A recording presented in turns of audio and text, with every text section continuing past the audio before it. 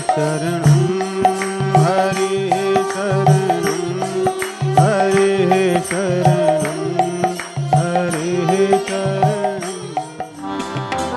राम राम। साप्ताहिक सत्संग के लिए हमारे चैनल को जरूर सब्सक्राइब करें।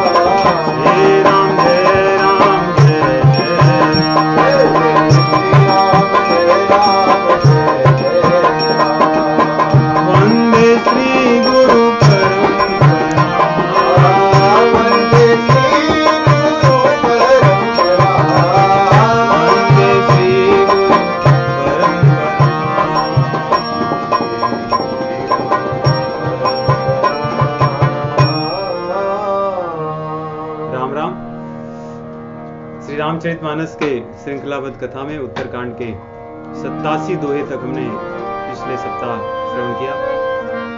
आज उसके आगे कागभूषुंडी जी और गरुण जी का संवाद, जिसे हम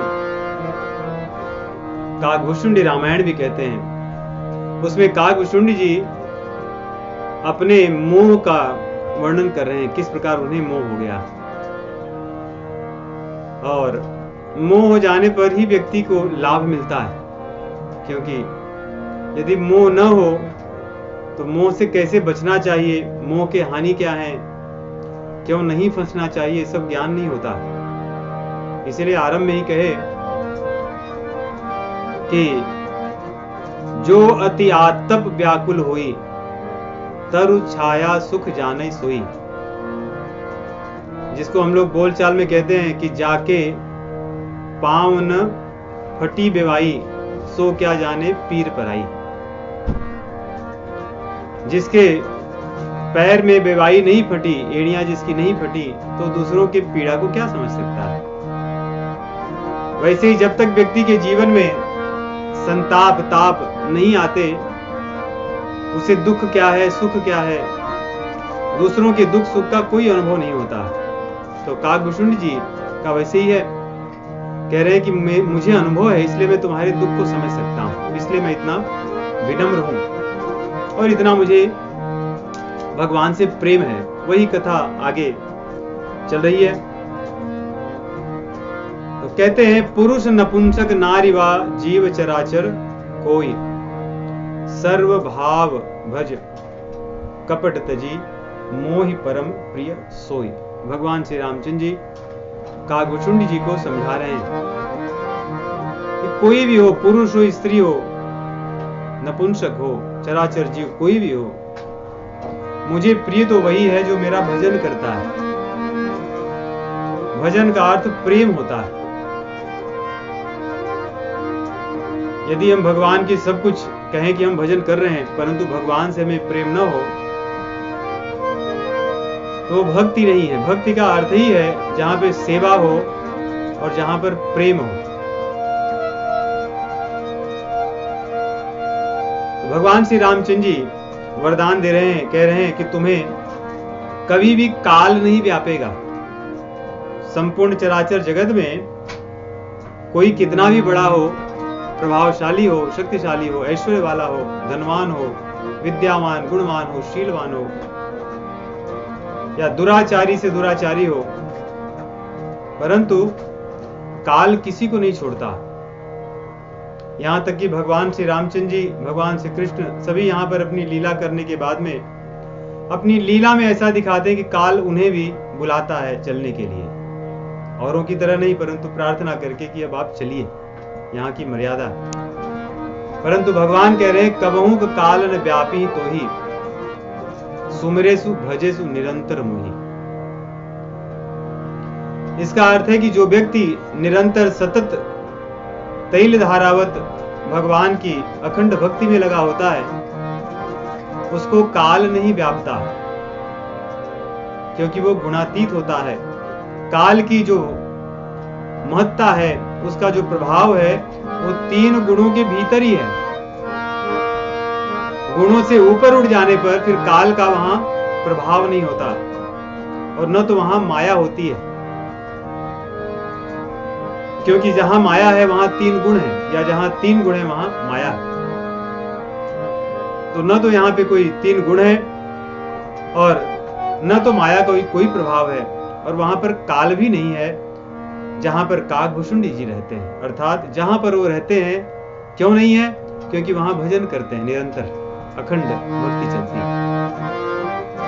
सुन करके बहुत प्रसन्न होते हैं, और जैसे पक्षी अपने पंखों को फुला करके प्रसन्न होता है, वैसे ही हर्षित हो रहे हैं, प्रसन्न भगवान का आशीर्वाद सुन करके। और इतना कहने के बाद कहते हैं कि मैंने जो कुछ बताया मुझे बताने नहीं आया,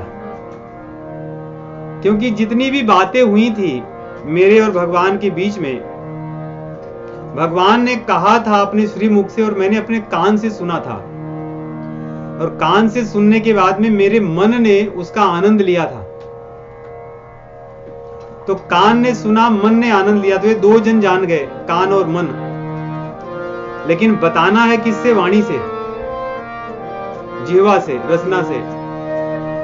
तो रसना को तो पता ही नहीं है कि होता कैसा है, तो कैसे बताएगी? अगर बताएगी भी तो सही सही नहीं बता सकती। इसलिए कह रहे हैं जो सो सुख जानई मन हरु काना, सो सुख जानई मन हरु काना, नहीं रसना पही जाए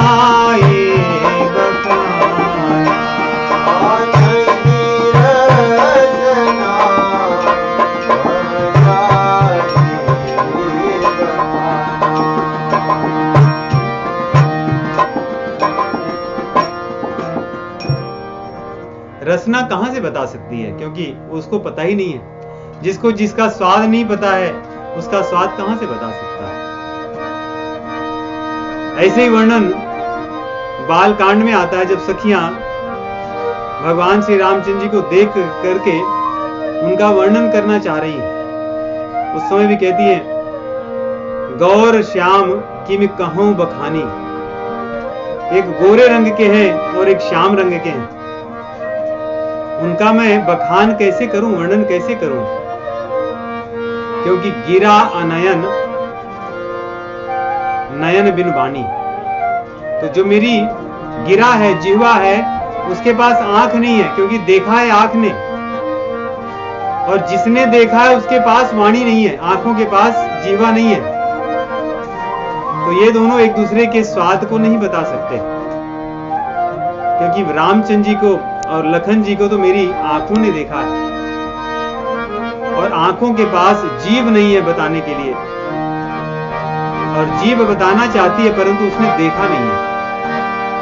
वही बात यहाँ पे काकभूषुंडी जी कहते हैं कि कान ने सुना लेकिन वो बोल नहीं सकता, जीवा बोलना चाहती है परंतु वो जानती नहीं है। इसलिए कहने का भाव ये है कि हमने जो कुछ वर्णन किया ये बहुत थोड़ा ही है, पूर्ण रूप से वर्णन नहीं हो सकता। तो संतों की वाणी से बहुत कुछ सीखने को मिलता है। हम भगवान का अनुभव अपनी इंद्रियों से करते हैं और इंद्रियों के माध्यम से हम बताना चाहते हैं। जितनी भी ग्रंथ लिखे गए हैं, जितने भी प्रवचन हैं, भजन हैं, ये सब हैं तो गुणातीत, परंतु इंद्रियों के माध्यम से ही हम इसका अनुभव कर सकते हैं, और इंद्रियां सीमित हैं। इसलिए भगवान को देखकर भी यथावत उनका वर्णन नहीं किया जा सकता। जिस प्रकार ध्रुव महाराज जी जब भगवान को देखते हैं तो अवाक हो जाते हैं, बोलना चाहते हैं परंतु कुछ नहीं बोल पाते, क्योंकि देख तो रहा है नेत्र देख रहे हैं, और कुछ बोलने की सामर्थ्य वाणी में नहीं है। तो भगवान अपने शंख के माध्यम से उन्हें स्पर्श करते हैं, तब वो कुछ बोल पाते हैं। वैसे यहां पर कहते हैं मैंने जितना हो सका उतना वर्णन किया है, परंतु केवल इतना ही नहीं है। इसलिए भगवान श्री रामचंद्र जी मुझे बहुत विविध प्रकार से प्रबोधे, अर्थात सांत्वना दिए कि कोई बात नहीं, तुम शांत हो जाओ, मन को शांत करो। अब मुझे देखने के बाद ऐसे ही होता है कि व्यक्ति कह नहीं सकता, न तो पूरी तरह से बखान कर सकता है, न तो पूर्ण रूप से इंद्रियों के माध्यम से अनुभव कर सकता है। क्यों? क्योंकि इंद्रियां गुणों के अधीन है और भगवान गुणातीत है। इसीलिए भगवान के अनुभव को भगवत गीता में अतीन्द्रिय कहा गया है। जो इंद्रियों के अति, उनके परे, इंद्रियों से अनुभव नहीं किए जा सकते। इस प्रकार भगवान श्री रामचंद्र जी अपनी लीला करके, काकभूषुंडी जी कह रहे हैं, फिर वो वैसे ही जैसे आंगन में खेल रहे थे खेलने लगे, और अब भूखे होने की लीला करने लगे, भूखे होकर के यहां वहां देखने लगे। माताओं को ऐसा कुछ नहीं पता था कि ये सब हो गया क्षण भर में। वे तो एक स्थान पे बैठ के रामचंद्र जी को निहार रही थी, कहीं यहां वहां न चले जाएं, कहीं उनको कोई चोट न लग जाए। उन्हें पता ही नहीं कि ये सब चीजें हो रही थी। और जब उन्होंने देखा कि रामचंद्र जी थोड़े थके हुए हैं और डरे हुए हैं, तो दौड़ करके आती हैं और उनके उठा करके उनको दूध पिलाती हैं और उनको शांत कराती हैं। भगवान श्री रामचंद्र भी अयोध्या में उन लोगों के साथ लीला करने लगते हैं। यहाँ पर बहुत सुंदर वर्णन काकभूषुंडी जी करते हैं। जेहि सुख लागी पुरारी, जेहि सुख लागी पुरारी, अशुभ वेश कृत शिव सुखद,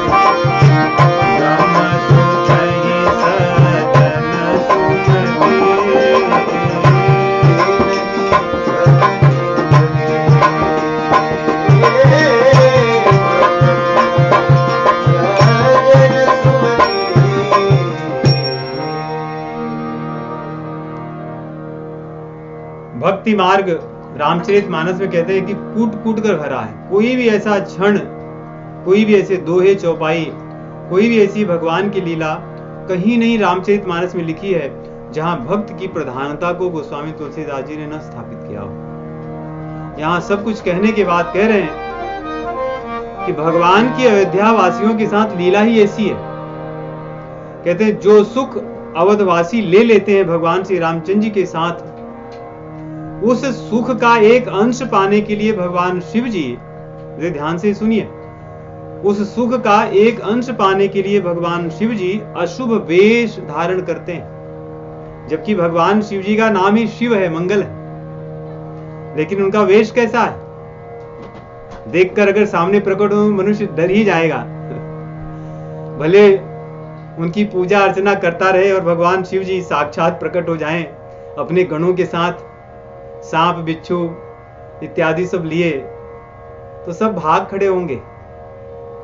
मुंडमाल पहने कोई सामने बैठ नहीं सकता, खड़े नहीं हो सकता। भगवान शिव जी ने यह स्वरूप क्यों धारण किया? ये उनकी वैराग्य की पराकाष्ठा है। सभी को उस सुख का अनुभव कराने के लिए कह रहे हैं, उस सुख के एक अंश को पाने के लिए भगवान शिव जी ने शिव रूप छोड़ करके अशुभ दिखने वाला है नहीं, अशुभ दिखने वाला रूप धारण किया है। या दूसरा इसका अर्थ ये भी है कि जब भगवान श्री रामचंद्र जी प्रकट हुए अयोध्या में, तो उनके दर्शन के लिए, बाल रूप के दर्शन के लिए भगवान शिव जी ने अपने उस जो स्वरूप है उसको छोड़ करके मदारी बनकर के सामान्य व्यक्तियों की तरह बनकर आए हैं। जो अशुभ वेश था उसको छोड़कर सामान्य शुभ दिखने वाला वेश धारण करके आए। किस लिए? उस सुख को पाने के लिए जो अयोध्या के लोग सदैव उसमें डूबे रहते। कह रहे हैं अवधपुरी नर नारी ते सुख में संतत मगन। मगन समझते हैं? मगन अर्थात थोड़ा सा नहाना नहीं, जो उसी में डूबा ही रहे, जैसे मछली है। कह रहे हैं जिस सुख में वे लोग सतत एक एक क्षण डूबे रहते हैं, उस सुख के अंश को पाने के लिए भगवान शिव जी भी तरसते हैं। इतना ही नहीं, अगर सपने में भी ये सुख किसी व्यक्ति को मिल जाए, अब इस सुख की पराकाष्ठा को अगले स्तर पे बता रहे हैं कि साक्षात मिलने की बात तो ठीक है, कोई व्यक्ति भगवान के लीला के, सगुण लीला के इन सुखों का स्वप्न में भी यदि अनुभव दर्शन कर ले, तो ऐसा बुद्धिमान व्यक्ति, ऐसा सज्जन व्यक्ति ब्रह्म सुख को दूर से ही प्रणाम करेगा। ब्रह्म सुख को तो कभी देख भी नहीं सकता। ब्रज की एक ब्रजवासियों के मुख की कथा है कि भगवान जो अपनी बाल लीला कर रहे थे कन्हैया, तो एक दिन ऐसे ही नगन ही खड़े थे, छोटे से, तो आभूषण सब पहने हैं और कोई वस्त्र धारण नहीं किए, और एक परम वियोगी ब्रह्मानंद लयलीन जो थे वो वहां से जा रहे थे, और भगवान को देखते ही वे मूर्छित होकर, अचेत होकर गिर पड़े। और जब गिरने के बाद कुछ समय बाद उन्हें चेतना हुई, तब चिल्ला चिल्ला करके सबको कहने लगे कि यहां बच करके आना, नहीं तो बड़ी दुर्घटना हो जाएगी। मेरी हो गई है, मेरा ब्रह्मानंद छीन लिया गया है और मैं ब्रह्मानंद को चाहता भी नहीं हूं। यदि किसी और को अपना ब्रह्मानंद खोना हो तो इस मार्ग से आ सकता है। तो लोगों ने पूछा क्या है, कोई राक्षस आ गया क्या? बोले नहीं, राक्षसों का वध करने वाला यहाँ पे नग्न वेश में ही खड़ा है, खेल रहा है। तो सगुण लीला वास्तव में है ही भगवान की ऐसी। हमने तो अनुभव ही नहीं किया, इसलिए हमें तो उसका कुछ पता ही नहीं कैसा होता है, परंतु जिन्होंने अनुभव किया है उनकी वाणी तो वास्तव में ऐसी है कि सर्वस्व लुट जाए, प्राण तक न्यौछावर हो जाए, परंतु भगवान की उस लीला से विरह की कभी लालसा इच्छा नहीं हो सकती, स्वप्न में भी। इसलिए गोस्वामी जी लिख रहे हैं, सोई सुख लवलेश जे बारक सपने उलहे, सपने में एक बार भी यदि कोई एक क्षण के लिए उस लीला को देख लिया, उसके बाद वो सज्जन कभी भी ब्रह्म सुख की इच्छा ही नहीं कर सकता। अर्थात आत्म साक्षात्कार होने के बाद के लोगों की बात है। जिन्होंने भगवान का आत्म साक्षात्कार कर लिया है उनकी स्थिति है। कह रहे हैं ये अवधवासियों का ये सौभाग्य है। भगवान जहां पर अपनी बाल लीला कर रहे हैं, कह रहे मैं इस आनंद में डूबता रहा और कुछ समय रह करके अयोध्या में भगवान श्री रामचंद्र जी की बाल लीलाओं में मैं आनंद लेता रहा। उसके बाद भगवान का आशीर्वाद लेकर के, उनकी आज्ञा लेकर के मैं अपने आश्रम पर आया और तब से यहां पर रहता हूं। मुझे कभी माया व्यापति नहीं है। कह रहे हैं ये मेरा जो मैंने आपको बताया ये गुप्त है, सबको नहीं पता है, कुछ कुछ लोगों को ही मैंने बताया है, क्योंकि आप भगवान के बड़े प्रिय हैं इसलिए मैं आपको बता रहा हूं। और यही सिद्धांत भी है, या तो हम भगवान के प्रिय हों या तो ऐसे कोई गुण हो जिससे हम भगवान के प्रिय हो जाएं, तभी हमें इसका लाभ मिलता है, तभी हमें श्रवण करने का मिलता है। हम रामचरितमानस, भागवत पुराण, भक्तों के चरित्र इनका श्रवण कर पा रहे हैं, अर्थात निश्चित रूप से हमारा सौभाग्य उदित हुआ है, सौभाग्य है हमारा। इसलिए यहां कह रहे हैं यह सब गुप्त चरित्र था, मैंने तुम्हें प्रेम से बताया कि किस प्रकार मैं भी नाचा हूं माया के द्वारा। अब आगे एक सिद्धांत बताएंगे, थोड़े लंबे में बताएंगे, 1.5 दोहे में है, परंतु सिद्धांत बहुत सरल है। एक चौपाई है, उसी चौपाई की व्याख्या काकभूषुंड जी स्वयं कर रहे हैं 1.5 दोहे में। चौपाई बड़ी सुंदर है। निज अनुभव अब कहाऊं खगेशा, निज अनुभव अब कहाऊं खगेशा, बिनु हरि भजन न जाहि कलेशा, हरि भजन न जाहि कलेशा,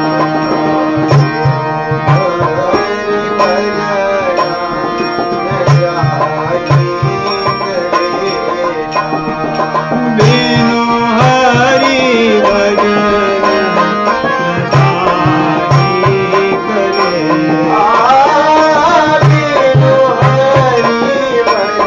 कलेशा, बिनु हरि यही चौपाई है।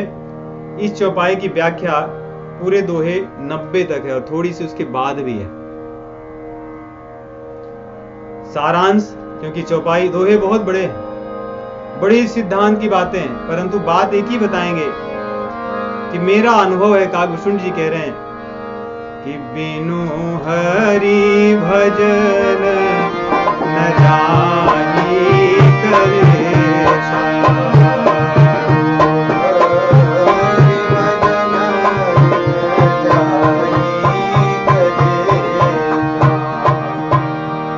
रोज जप करते समय यही याद रखना चाहिए हमें कि बिनु हरि भजन न जाहि कलेशा। हमारे लिए भजन यही है, संतों की, शास्त्रों की और भगवान की सेवा, भगवान के नाम का जप, और ये भजन का लाभ अधिक से अधिक लोग उठा सके, इसके लिए अपने पास जो कुछ है उसका सदुपयोग, यही भजन है हमारा। अब आरंभ कह रहे हैं, अब देखिए यहां पे अगर देखोगे इसके बाद आरंभ करते हैं कि राम जी की कृपा से रामचंद्र जी को जाना जाता। भजन कब आरंभ होता है या प्रेम हम कब करते हैं? जब किसी को जानते हैं कि ये व्यक्ति अच्छा है, ये चीज अच्छी है, ये वस्तु अच्छी है, इससे प्रेम करना है। तो भगवान को जानना ही आवश्यक है भक्ति के लिए। भगवान को पूर्ण रूप से नहीं जान सकते, लेकिन भगवान से प्रेम करना है ये भी तो जानना आवश्यक है, नहीं तो हम क्या करेंगे, हम किसी और से प्रेम करेंगे। इसलिए कह रहे हैं जब तक किसी से नहीं जानते, किसी को नहीं जानते, तब तक उस पर विश्वास नहीं होता। जब तक विश्वास नहीं होता तब तक प्रेम नहीं होता। और जब तक प्रेम नहीं होता तब तक भक्ति नहीं होती। वैष्णव के ग्रंथ में भक्ति को ही प्रेम कहा गया है और कहीं कहीं प्रेम पूर्वक सेवा को भक्ति कही गई है। दोनों चीज एक ही है। परंतु गोस्वामी तुलसीदास जी यहाँ कह रहे हैं कि प्रीति के बाद भक्ति आती है, क्योंकि प्रीति के बाद तब हम भगवान की सेवा अच्छे से कर सकते हैं। तब प्रेम सहित भगवान की भक्ति, भगवान की सेवा वो भक्ति है। इसलिए भगवान को थोड़ा सा जानेंगे, उनके बारे में जानेंगे, महिमा को जानेंगे, उनसे प्रतीति होगी, विश्वास और बढ़ेगा, प्रेम होगा, तब भक्ति होगी। अब जानेंगे कैसे? इसलिए कह रहे हैं गुरु बिनु होय की ज्ञान।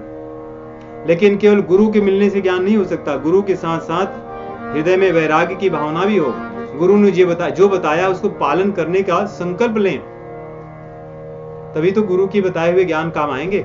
इसलिए दो चीजें, गुरु और वैराग्य, दोनों जब मिलेंगे, गुरु जो कहते हैं, जैसा कहते हैं उसके अनुसार करने से तब हमें ज्ञान प्राप्त होगा। ज्ञान प्राप्त होने पे ही मन में संतुष्टि की भावना आएगी, क्योंकि ज्ञान नहीं होगा तो हम पता नहीं क्या पाने के लिए पीछे पीछे दौड़ेंगे। इसलिए ज्ञान हो कि क्या सत्य है, क्या असत है, क्या पाना है, क्या छोड़ देना है। और जब संतोष की भावना होगी तब हमारे भीतर कामनाएं कम होंगी, नष्ट हो जाएंगी। जब कामनाएं कम होंगी तब भजन और दृढ़ता से होगा, और जब भजन दृढ़ता से होगा तो कबची कुची कामनाएं और नष्ट हो जाएंगी। तो इस प्रकार इसी क्रम में बता रहे हैं, ये सब करने से भगवान की भक्ति की ओर व्यक्ति बढ़ता है। बिनु की, और आगे कह रहे हैं कि श्रद्धा भी होनी चाहिए। श्रद्धा होगी इस तभी आप धर्म के मार्ग पर प्रवृत्त होगे। यदि इन सभी चौपाइयों को हम ध्यान से देखें तो अगर नीचे से ऊपर जाएं तो सरलता से समझ में आएगी। इसलिए सबसे पहली बात कह रहे हैं विश्वास, जो कि अंत में कहा है कवनि सिद्ध की बिनु विश्वासा। यदि विश्वास होगा तब हम किसी मार्ग पर चलेंगे। मार्ग पर चलेंगे तो हमें पता होगा कि बाहर सुख नहीं है, भीतर है, तो हमें निज सुख होगा। जब निज सुख होगा अंदर, तब मन स्थिर होगा। जब मन स्थिर होगा तो कामनाएं शांत होंगी। जब कामनाएं शांत होगी तब हमारे हृदय में वैराग्य दृढ़ होगा, और जब वैराग्य दृढ़ होगा तब गुरु के द्वारा दिया गया ज्ञान वो हमारे हृदय में दृढ़ होगा। जब गुरु का ज्ञान दृढ़ होगा तब भगवान का भजन सुदृढ़ होगा। तो इस प्रकार इन सभी चौपाइयों को समझने के लिए हम अगर नीचे से ऊपर जाएं तो एक के बाद एक कौन किसके ऊपर आधारित है वो हमें काम आएंगे। परंतु यदि आप ध्यान से देखें तो निज अनुभव अब कहूं खगेशा, बिनु हरि भजन न जाहि कलेशा। इसके बाद जो कहते हैं कि भजन है, और अंत में जो कह रहे हैं कवनि सिद्धि की बिनु विश्वासा। आरंभ में भजन और अंत में विश्वास है, इसलिए इन चौपाइयों के बीच में जितने भी लिखे गए हैं उसका सार लिख रहे हैं। बिनु विश्वास भगति नहीं, तेहि बिनु द्रवहि न राम। राम कृपा बिनु सपने हो, जीवन लह विश्राम।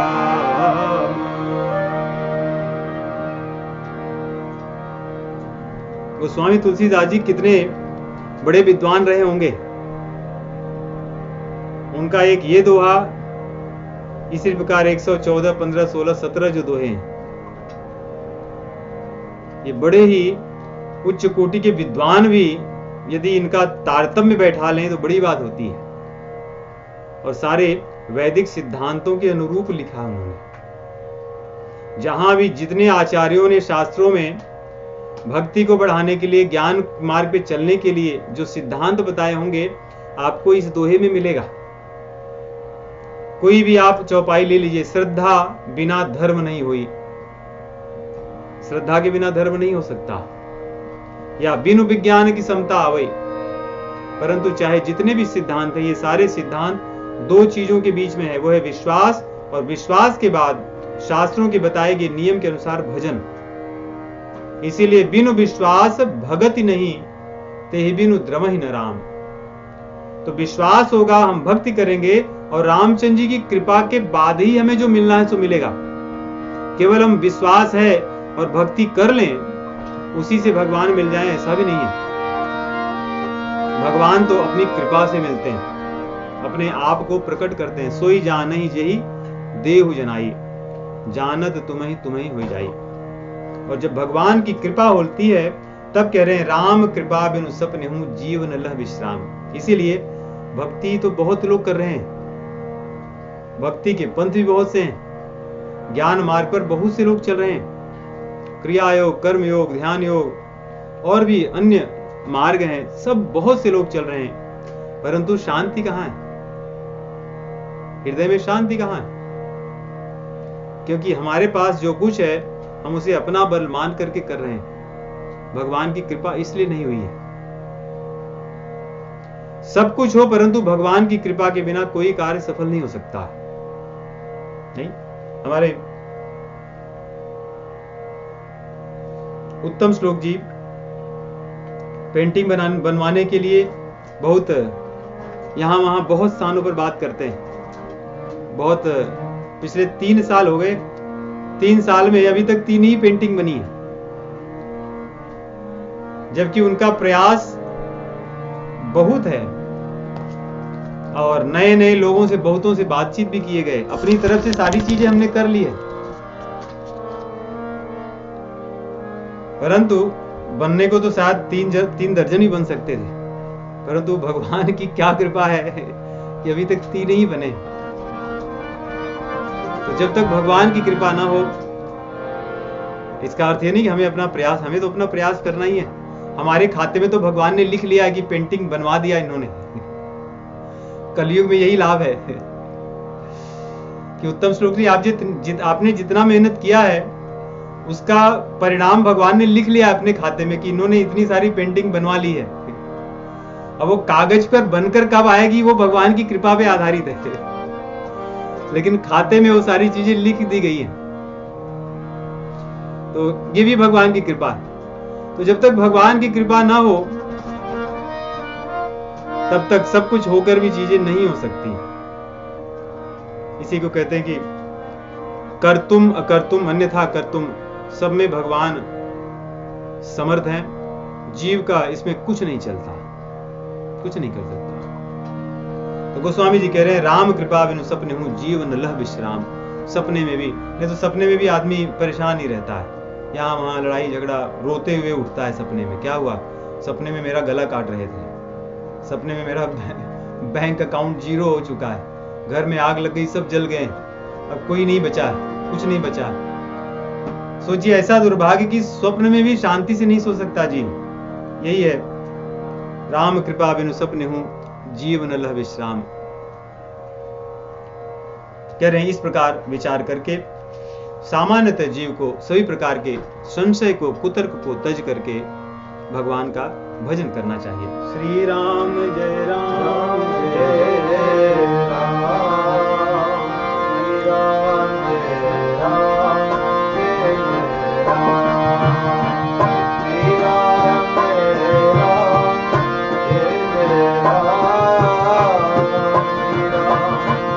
जय राम, श्री राम जय राम जय जय राम,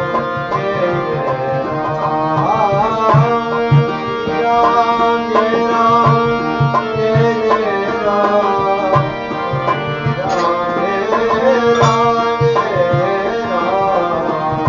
श्री राम जय राम जय राम। तो अब उन्होंने आरंभ किया था भजन करो, और भजन करने के लिए बोले कि जाने बिनु न होई प्रतीति, बिनु प्रतीति होई नहीं प्रीति। जानना चाहिए। कैसे जानोगे? गुरु जी के पास। अब मन में आता है कि तो हम जान ही लेंगे, इसलिए आदमी सब कुछ छोड़ के जानने में लग जाता है।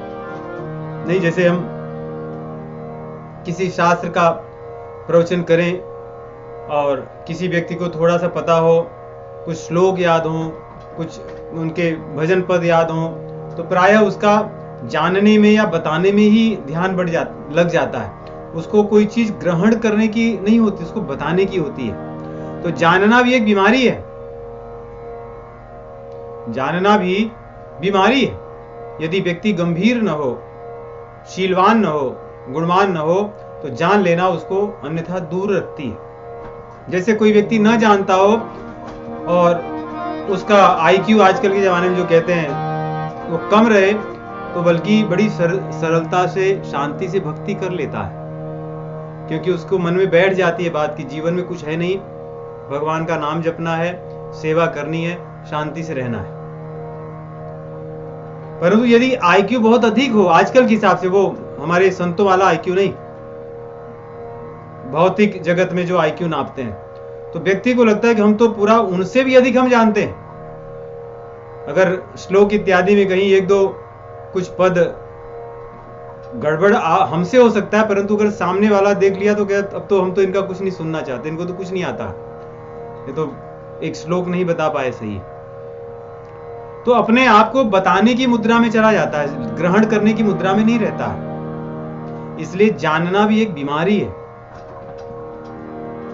इसलिए काकभुषुंड जी यहां पर बता रहे हैं कि मैंने कह दिया कि जाने बिनु न होई प्रतीति, इसलिए जानने के चक्कर में मत पड़ो, मैं बता रहा हूं कितना जानना है। अब क्या जानना है बता रहे हैं, कह रहे हैं कि जैसे आकाश है, आकाश कितना चौड़ा है, कितना लंबा है, कितना ऊंचा है, इसको कौन जान सकता है? कोई नहीं जान सकता। मच्छर उड़ेगा, वो अपने अनुसार बताएगा इतना ऊंचा है, और तुम ही अर्थात गरुण जी को कह रहे हैं आप तो सबसे ऊंचे उड़ते हो, आप अपने अनुसार बताओगे कितना है, परंतु आकाश उससे भी आगे है। और आकाश के अवकाश को कोई भी व्यक्ति माप नहीं सकता, असंभव है, कोई भी हो। ठीक उसी प्रकार भगवान के ऐश्वर्य को, जो 6 भग हैं, यश, श्री, ज्ञान, वैराग्य, धर्म और ऐश्वर्य, इन 6 भगों को कोई भी व्यक्ति कभी भी माप नहीं सकता, जान नहीं सकता पूर्णतः।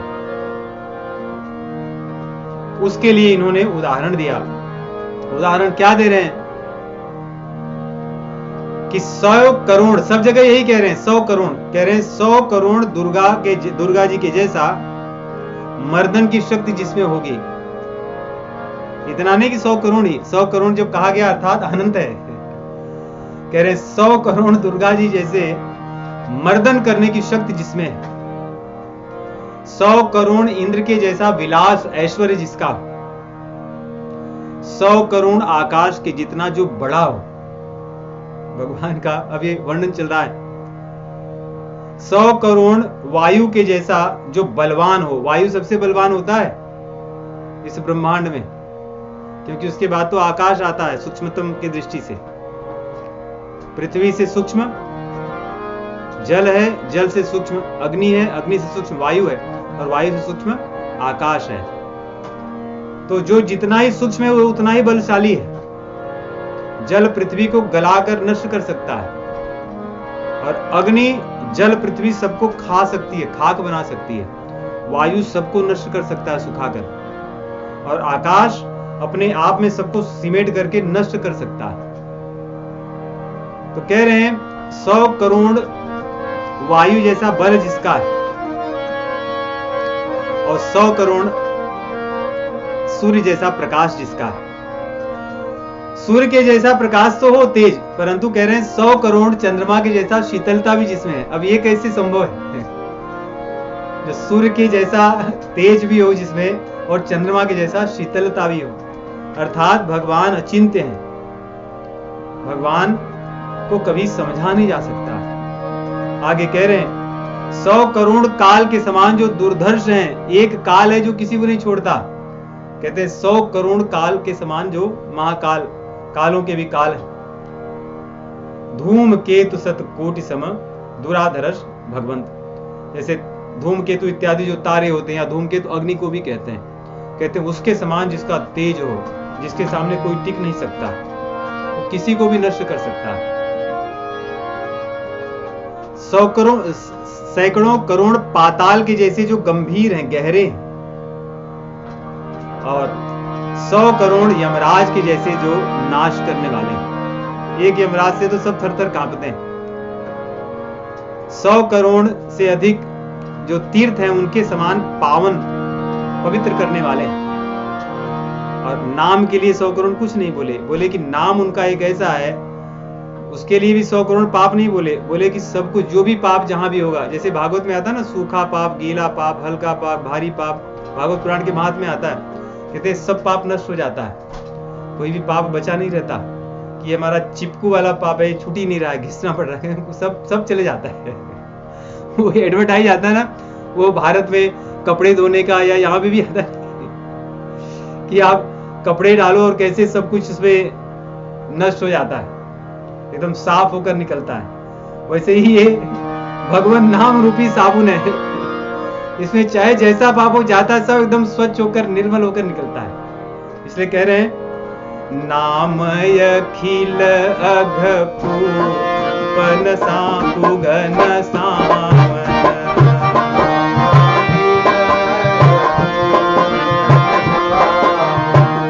नाम अखिल अघपूपन सावन, नाम अखिल अघपूपन सावन। देखिए गोस्वामी जी जो लिखते हैं उसका कोई विरोध नहीं करते। उन्होंने रामचरितमानस के आरंभ में कहा कि राम न सकहि नाम गुण गाई,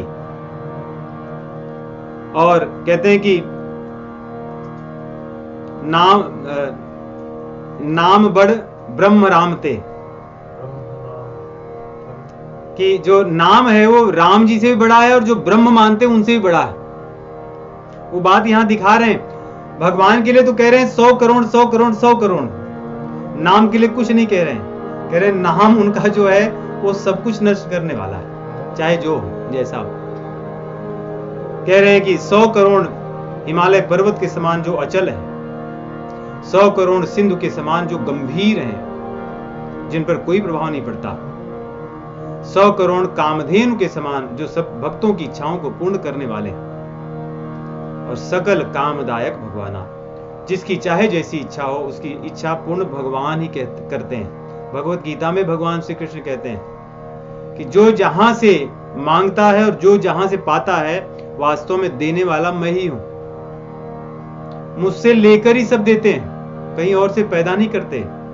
इसलिए यहां गोस्वामी जी लिख रहे हैं सकल कामदायक भगवाना, जिसको जहां से जो कुछ मिलता है वो देने वाले भगवान श्री रामचंद्र जी हैं, कहीं और से नहीं आता।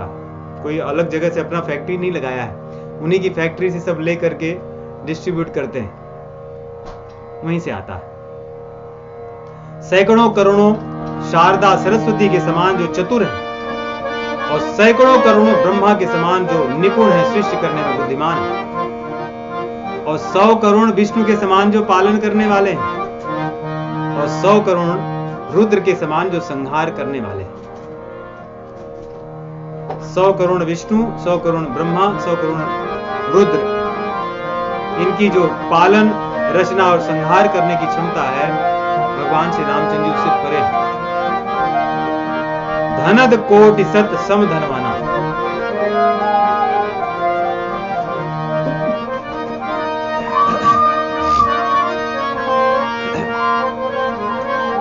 सैकड़ों करोड़ों कुबेर के समान जो धनवान है, ऐसे भगवान की जो माया है वो अपनी प्रपंच रची है, जिसमें हम लोग फंसे हैं।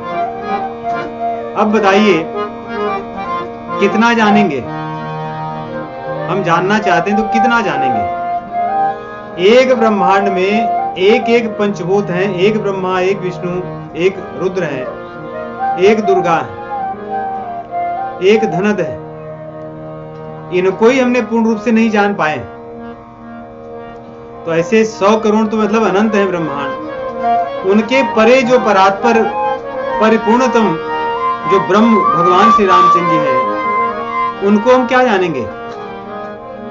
इसलिए कह रहे हैं कि जाने बिनु होई प्रतीति, ये बस इतना ही जानो, इसके बाद जो कहा गया वो करो। इतना जानना हमारे लिए असंभव है। हमारी बुद्धि तो इतनी है, इतनी पता नहीं है कि नहीं है, परंतु अनंत को हम कहां से समाएंगे? इसलिए कहते हैं निरुपम उपमायान राम समान राम निगम कहे। तो राम जी कैसे हैं? राम जी कैसे हैं? राम जी के समान है।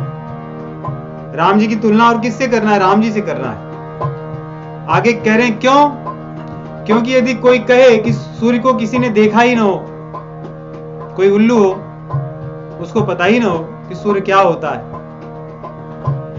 और उसको कहा जाए कि रात में तुम देखते हो ना जो जुगनू है, बोले हाँ जुगनू को देखा है मैंने, क्योंकि उल्लू रात में देखता है। तो बोले ऐसे हम लोग 1 करोड़ जुगनू को ला करके रख देंगे, तो बोलेगा इतने सारे जुगनू, इतना प्रकाश, मुझे नहीं लगता सूर्य ऐसा कुछ हो सकता है, ये तो झूठ लगती है बात। तो कह रहे हैं ऐसे मूर्खों को कभी रामचंद्र जी के बारे में कुछ समझ में नहीं आ सकता।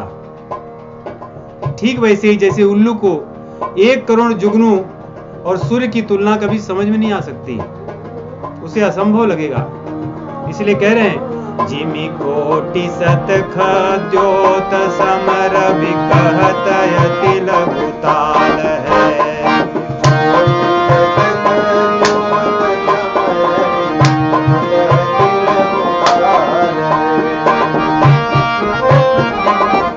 तो फिर जब ऐसी बात है तो भैया आप इतना क्यों वर्णन कर रहे हैं? लोगों ने इतना वर्णन क्यों किया है?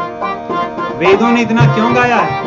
इतने पुराणों में इतनी स्तुतियां क्यों हैं? तो आगे कह रहे हैं यही भांति निज निज मति विलास मुनीस हरि बखानहि। यही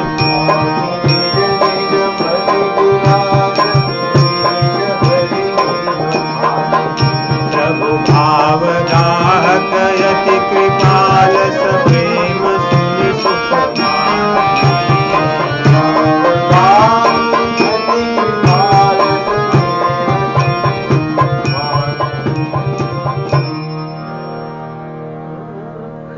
अब भगवान को भजने के लिए अपने अभिमान को छोड़ दो। क्यों? क्योंकि ये मैंने भगवान के ऐश्वर्य का वर्णन किया है, और आपका ऐश्वर्य उसके सामने कहां है?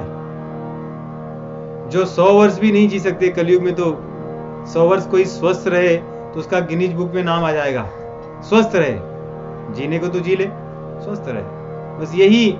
कलयुग में कोई व्यक्ति जो उसको भक्ष्य है, जो उसको खाना चाहिए, केवल वही खाए जीवन भर, तो उसका गिनीज बुक में नाम आ जाएगा कि इन्होंने जीवन भर वही खाए जो एक मनुष्य को खाना चाहिए था।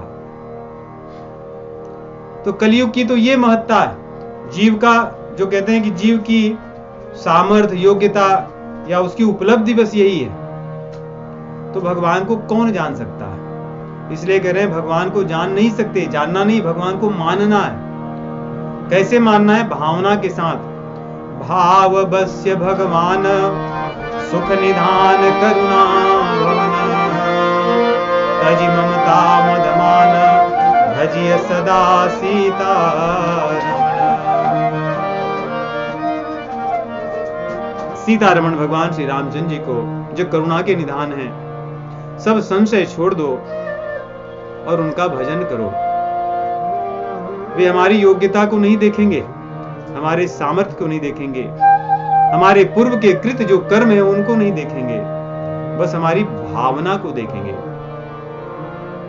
परंतु सब कुछ तो है लेकिन वही नहीं है। दुर्भाग्य तो यही है कि जब भगवान भावना देखेंगे वो हमारे पास है नहीं, और जो नहीं देखना चाहते वो हमने भर भर के रखा है, तो फिर भजन होगा कैसे?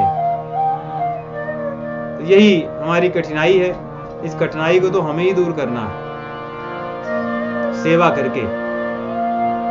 सेवा करने से हमारा अभिमान दूर होता है, हमारे दुर्गुण नष्ट होते हैं, हमारे चित्त की शुद्धि होती है, और भगवान के लिए जो भावना चाहिए वो भावना प्रकट होती है।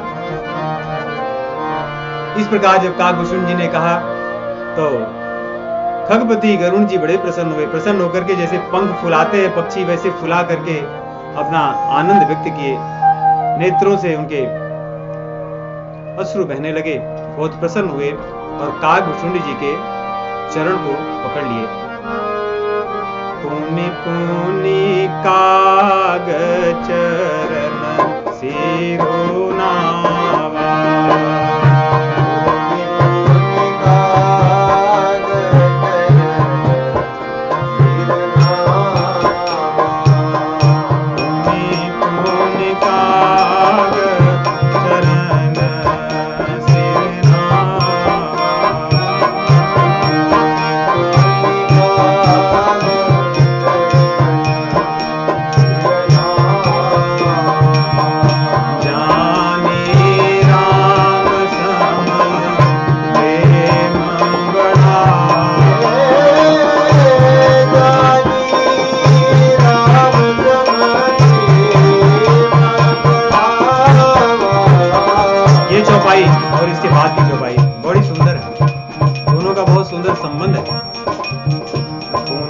पुनि काग चरण सिर नावा।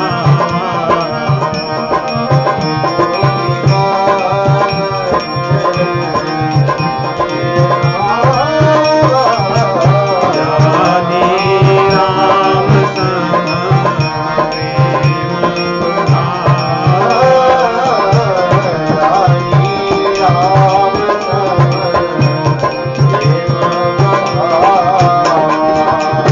गुरबीनु भवनिधि तरइन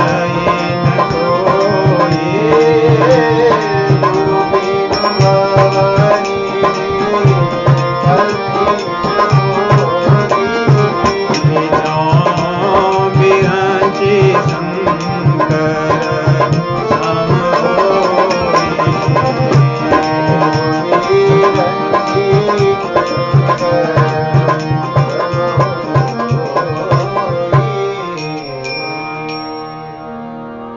देखिए, जो भगवान के भक्त होते हैं, जो भगवान की गाथा को गाते हैं, उनका एक स्वभाव होता है और होना चाहिए, अन्यथा गाथा को नहीं गा सकते, कि जो जिस प्रकार ही भगवान की कथा को श्रवण करे, उससे वैसे ही अवसर ढूंढ करके श्रवण करा देना चाहिए। कागभूषुंड जी के आश्रम पर जब गरुड़ जी पहुंचे थे, तो कथा आरंभ करई सोई चाहा, ते ही समय गयो खगनाहा।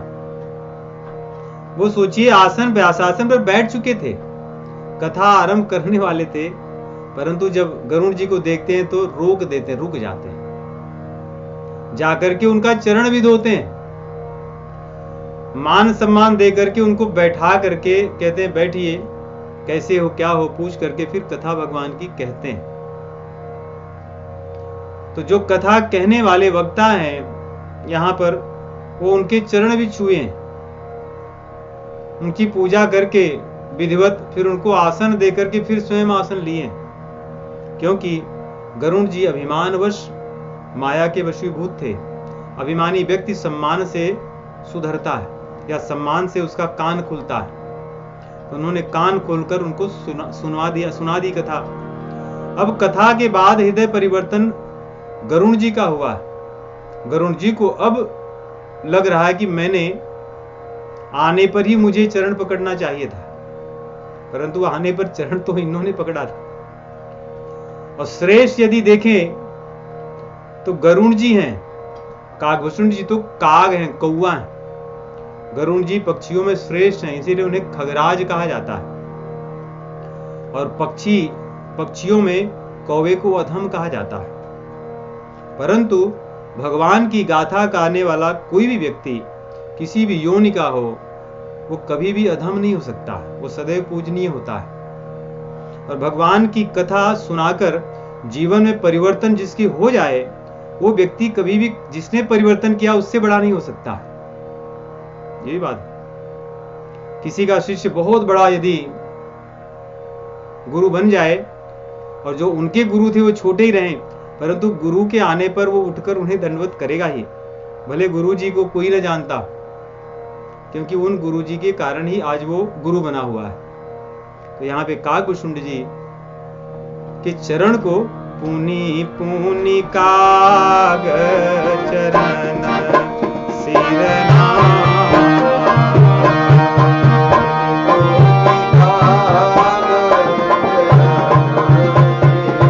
इसलिए गोस्वामी तुलसीदास जी कहते हैं कि आप गरुड़ जी थे तो क्या हो गया, ब्रह्मा जी जैसे कोई बुद्धिमान हो और भगवान शिव जी जैसा कोई वैराग्यवान हो, फिर भी गुरु के बिना वो भव सागर को नहीं तर सकता, क्योंकि ये भगवान का सिद्धांत है, ये अपेल सिद्धांत है।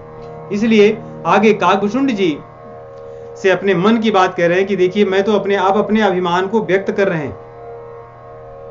अभी तक नहीं कह रहे थे कि मुझे तो सांप ने काट लिया था, संशय वाला, उसके कारण मुझे लहर आ रही थी। लहर समझते हैं आप लोग? जब सांप काटते हैं या कोई भी विषैला जीव, बिच्छू वगैरह के काटने पे भी, और विशेष रूप से सांप जब काटता है तो लहर आती है, मुख से कुछ झाग जैसा निकलेगा और आदमी पागलों की तरह बात करेगा। उस बिना सिर पैर की बातें, उसको कहते हैं कि लहर आना। यदि लहर आती हो, जो मंत्र से सांप को विष को उतारने वाले लोग हैं, यदि लहर आती हो तो बड़ी शीघ्रता से वो उसको ठीक कर लेते हैं, क्योंकि और लहर ना आए तो अर्थात वो सांप जिसने काटा था विषैला तो था ही, लेकिन बहुत ईर्ष्या और क्रोध में भरा हुआ था। और यदि लहर आती हो, विषैला तो था लेकिन गलती से काट लिया होगा, उसका उद्देश्य नहीं था, परंतु भय बस गलती से आत्म सुरक्षा के लिए काटा होगा। तो ऐसी मान्यता है। इसलिए यहां पे कह रहे हैं, मुझे दुखद लहर कुतर्क बहुभ्राता, मुझे संशय रूपी सर्प ने काटा था और लहर खूब आ रही थी, अर्थात मैं यहां तर्क कुतर्क करता हुआ सब जगह घूम रहा था। नारद जी के पास, ब्रह्मा जी के पास, शिव जी के पास, आपके पास, सब जगह आया था, कुतर्क करता था और बड़े दुख होता था मुझे। कह रहे अब मुझे लग रहा कितनी पीड़ा थी, उसमें नहीं पता था कि मैं इस तरह मोह से ग्रसित हूं। परंतु आप गारुड़ी हो, गारुड़ी अर्थात जो सांप के विष को उतार देने वाला होता है मंत्र के द्वारा, उसे गारुड़ी कहते हैं। कहते हैं आप गारुड़ी हैं कि आपने मुझे जो सर्प का विष था मंत्र के द्वारा, राम कथा रूपी मंत्र से आपने उसको उतार दिया है, इसलिए आपने मुझे जीवित कर दिया, मैं तो मरा जा रहा था विष से। ये उनकी कृतज्ञता। सांप को सदैव खा लेने वाले गरुड़ जी कह रहे मैं सांप के द्वारा ही मरा जा रहा था, सांप के द्वारा खाया जा रहा था, संशय रूपी सर्प। और कौवा वो कभी सर्प को नहीं नियंत्रित कर सकता, लेकिन कह रहे आप गारुड़ी हैं, गारुड़ी तो मैं हूं कि मैं सांप के विष को उतार दूं या रोक दूं या मार डालूं सांप को, परंतु मैंने कुछ नहीं कर सका। आप गारुड़ी हैं और आपने मुझे जीवित किया आपकी कृपा से। तव प्रसाद मम मोहन साना, राम रहस्य अनुपम जाना। तो कह रहे आपकी कृपा थी कि भगवान की जो लीला थी, जो रहस्यमयी थी, वो मैं आज समझ गया या आज मैं जान गया। परंतु अब मेरे मन में एक संशय हो रहा है, या संशय न कहूं, कह रहे मैं उद्धृष्टता कर रहा हूं आपसे पूछने के लिए। मुझे थोड़ा संकोच हो रहा है, पूछूं न पूछूं, लेकिन फिर भी पूछना चाहता हूं कि आपको इतना ज्ञान है, भक्ति में आप इतने श्रेष्ठ हैं, परंतु और आप जहां रहते हैं वहां माया आसपास नहीं भटकती, फिर आप ये कौवे के शरीर में क्यों रहते हैं? यदि आप श्रेष्ठ योनि की शरीर धारण करें तो आपके तो बड़े बड़े शिष्य होंगे, फिर आप एक कौवे की तरह क्यों रहते हैं, कौवे की योनि में क्यों रहते हैं? ये मुझे यदि आप कृपा करके बताएं तो मुझ पर बड़ा उपकार होगा। इस प्रकार की भावना से पूछते हैं। इस कथा का विस्तार आगे है, उसको अगले सप्ताह हम श्रवण करेंगे। श्री राम जय राम, जय जय